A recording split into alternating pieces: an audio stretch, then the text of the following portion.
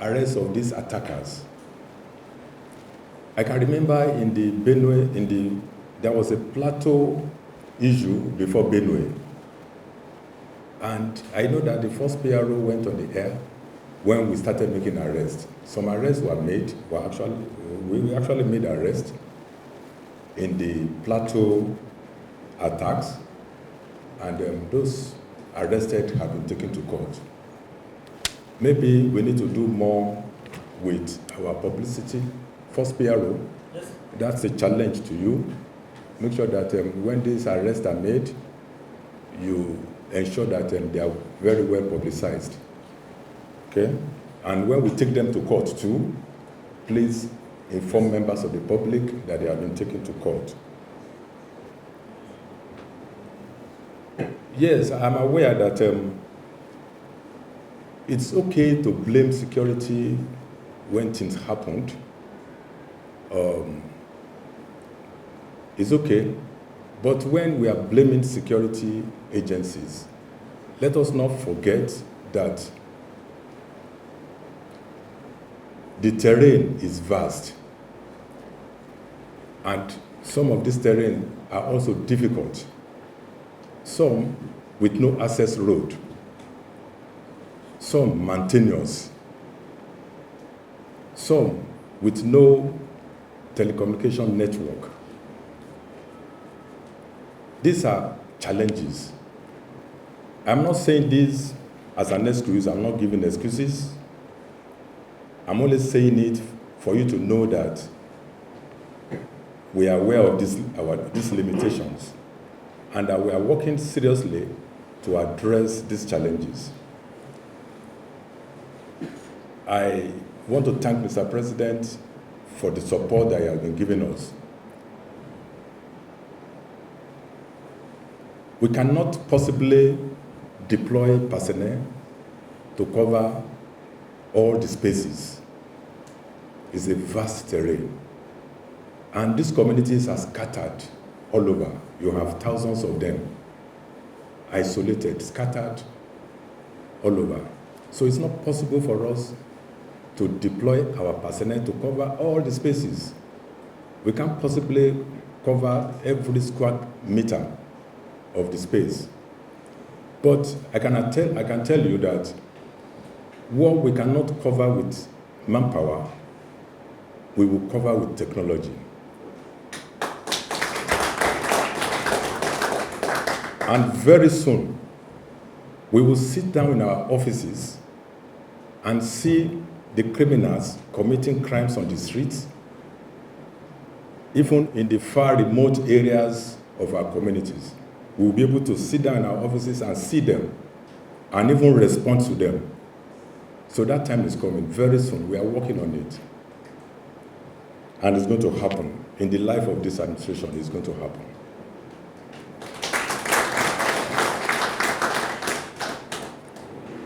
Then the question from Odita. You said bombing, return of bombing incidents. Okay, you mentioned about bombing incidents in Borno and Kano. Well, I don't know. Yes, I am aware of the suicide bombing that occurred in Borno recently. But in Kano, there was no bombing in Kano. What happened was there was an explosion. A truck came from Yobe State with metal scraps, loaded with metal scraps. Unknown to the company who brought the metal scraps to Kano, the metal scraps contained UXOs. UXOs are unexploded ordnance, military ordnance that are not exploded. They look like metals. If you see them in battle areas where the military have operated. When you see them, they look like normal metals. So these scavengers will pick them and put them in their scraps. And that was what happened in Kano. So it was not a case of IED, it was a case of UXO exploding. So there was no bombing in Kano, everywhere. all the command CPs are working towards mopping up arms in their respective jurisdiction. We have also recovered so many of these arms. Almost on daily basis, we recover arms. In the Yelwa attack, we made arrests and we recovered arms. 2 GPMG were recovered by our IRT. 2 GPMG and 8 AK-47 rifles. So these arms we recover on daily basis. And I can also assure you that a lot is being done to address the porosity of our borders where these illicit arms come from. So the police are doing a lot. Then the fourth one is from Olayemi Eson.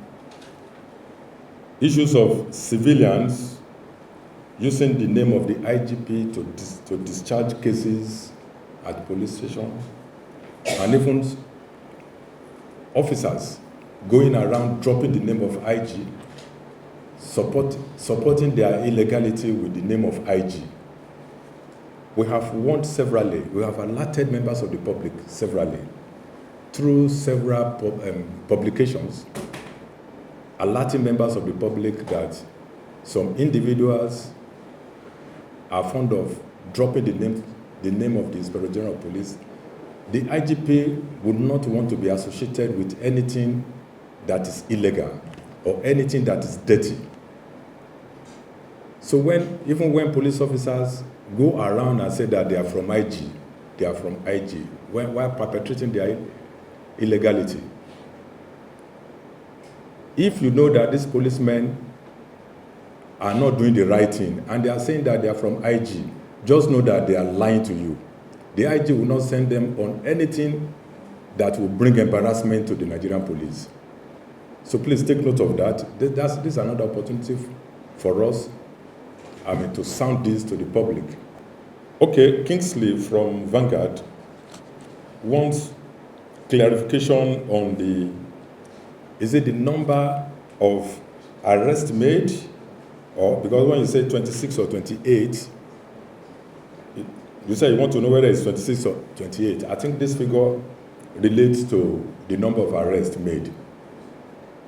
28 of them were initially arrested, but 2 were found, they were not suspects per se. 2 of them were the people used by IRT to arrest some of these suspects. So they were not suspects. So there were 26, not 28, that were arrested. Then if you are talking about the number of casualties in that incident, the number is 47 persons were confirmed killed in that incident. That's the number you can verify. All other figures you hear, they cannot be substantiated. You can't verify them. 47 persons were killed. But you see, sometimes you hear 49. Some people say 49, some will say 47. 47 persons were killed, then 2 bandits were neutralized. Because when these bandits came, they first of all attacked the police station in that community. Unknown to them, that police station has been reinforced previously by the Commissioner of Police. So they met resistance. They were repelled at the police station. In the course of exchange of fire between the bandits and the police, 2 of the bandits were neutralized in that incident. So when you hear 49, just know that 2 out of that 49 are bandits neutralized by the police in that incident, while 47 persons were innocent villagers that were gruesomely murdered in that attack. Then Festus, your question, if I get you right, is that people who abuse government officials are being arrested by the police. No, we don't arrest anybody for abusing anybody. Have you not seen how they abuse the IG on the social media. Have you heard we arrested anybody for abusing the IG? They have been abusing me. I don't care about the abuse. You can abuse me. You can criticize me. If your criticism is constructive, it's going to help me to be on my toes. I will do more. So I welcome criticism. You can abuse me if you like. I don't care. So we will not arrest anybody for abusing government officials. But the Cybercrime Act makes it an offense, a criminal offense, for anybody to publish falsehood against anybody, whether public official or private individual. If you publish falsehood that can injure the personality of that other person, it's an offense. It's a criminal offense. Before the Cybercrime Act, it was a civil offense. Then the complainant will be advised to go and take civil action. But with the Cybercrime Act that we have, if you publish falsehood against any individual, you are committing a criminal offense and you can be picked up, you can be arrested and charged to court. If we arrest you for such offense, we don't take you to our houses or anywhere, we take you to the court. So the police will not arrest anybody who abuses a government official. But if you publish falsehood against that public official and the public official complain against you, you are liable to arrest. We will arrest you and charge you to court. I know many times falsehood have been published against me and I will just be quiet. It's because of my sensitive position. If I were to be a private individual, I will complain against them and I will go after them. I hope that is clear. Yes, sir. Yeah. Okay, yeah, you said some people were saying that Abuja is not safe. Who said so? US Embassy. They said Abuja is not safe.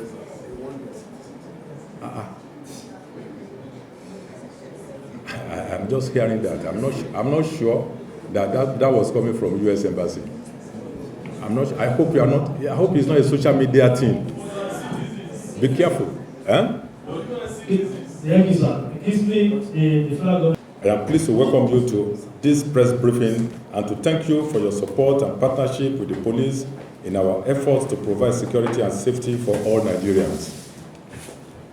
As we all recall, on June 13, 2025, between the hours of 20:30 hours and 0200 hours, armed militias invaded the Ilwata community in Guma local government area of Benue State, killing and maiming any soul on sight. The invaders rampaged and pillaged the community, setting several houses ablaze and maliciously destroying other properties and people's means of livelihood. It was a coordinated attack of terror against the community. In this senseless and barbaric attack, 47 persons were confirmed killed, 27 persons sustained various degrees of injuries, while hundreds others have been displaced but not dead. The police and other security agencies responded with adequate deployment of personnel and resources, including deployment of tactical units and special forces to restore confidence in the affected community and neighboring communities. Also immediately deployed were detectives from our intelligence response team, who swung into action, launching a manhunt for the perpetrators of the heinous crime. I am pleased to inform you today that 26 persons directly connected to this crime have so far been arrested and their weapons recovered. On 19th June 2025, two prime suspects who were masterminds of this attack were apprehended from their hideout. This arrest led to the arrest of 7 other suspects the following day, 20/06/2025. They were picked up from various locations where they had fled, hoping to evade justice. On 21st June, another key suspect, in whose house the initial meeting to plan the attack was held, was arrested. On 22nd June, a major breakthrough was recorded with the arrest of 18 other suspects who directly took part in the killings. And on 23rd June, our detectives recovered 2 general-purpose machine guns and 8 AK-47 rifles, which were part of the weapons used during the attack. All 28 suspects are currently in custody and have voluntarily confessed to their individual and collective roles in this incident. As I speak, legal proceedings are being finalized and they will be arraigned in court without delay. We will go after anyone, planner or executor, who attacks any community in Nigeria. We will leave no stone unturned until every single individual responsible for the killing of innocent Nigerians is arrested and brought to justice. Similarly, on the 22nd June of 2025, a heartbreaking incident occurred in Mangu local government area of Plateau State, where a bus conveying passengers from Zaria was stopped and attacked by a mob. Tragically, 9 of the passengers were murdered and 3 sustained injuries before our teams could intervene and rescue the remaining 22 victims. So far, 22 suspects have also been arrested in connection with this gruesome act of mob violence. They too will face the full wrath of the law in court. Again, yesterday, 23rd/06/2025, another ugly incident was recorded in Benue State, where 2 persons traveling in a truck were killed at Agon area, North Bank, Makurdi. 5 persons connected to this incident have so far been arrested and will also be made to face the full weight of the law. The recent trend of reprisal killings, where innocent citizens are murdered in retaliation for crimes committed by others, is barbaric, senseless, and dangerous. It does not bring justice, it only fuels further hatred, inflames tension, and perpetuates the cycle of violence. I want to unequivocally condemn the recent spate of violence across our nation. This is not who we are. Violence is not the answer. I call on all Nigerians, regardless of religion, ethnicity, or background, to choose peace, embrace dialogue, and work together for the unity and prosperity of our country. I call on all communities across Nigeria to remain law-abiding, vigilant, and cooperative. The security agents deployed to your communities are there to protect you. Work with them, share information, stay calm. Together, we will overcome these dark forces. I must acknowledge that the breakthroughs we have recorded, both in Benue and Plateau States, would not have been possible without the strong collaboration and synergy with all security agencies. The Nigerian Police Force continues to work hand in hand with the military, DSS, NSCDC, and other partners in the pursuit of one common goal: to safeguard the lives and property of every Nigerian citizen. Our commitment to interagency cooperation remains firm and unshaken. I wish to thank Mr. President for providing the required support that facilitated the speedy arrest of the perpetrators of the Benue and Plateau massacre. Finally, I thank the Nigerian people for their continued cooperation. Your support strengthens our resolve. As we move forward, we appeal for even greater collaboration as we work tirelessly to rebuild trust, restore order, and ensure lasting peace across our dear country. Let the world know that Nigeria will not bow to terror. Our people will not be silenced by fear. We are not helpless. Nigeria is not hopeless. These criminals may have struck, but we will strike back with the full force of the law. We are not retreating, we are advancing. And we will not stop until every Nigerian can sleep with both eyes closed. The Nigerian Police Force will continue to work with other security agencies and indeed with all law-abiding citizens of this great country to hunt down every perpetrator of violence against our people, wherever they may be hiding. There is no hiding place, not in Benue, not in Plateau, not anywhere in this country. Thank you.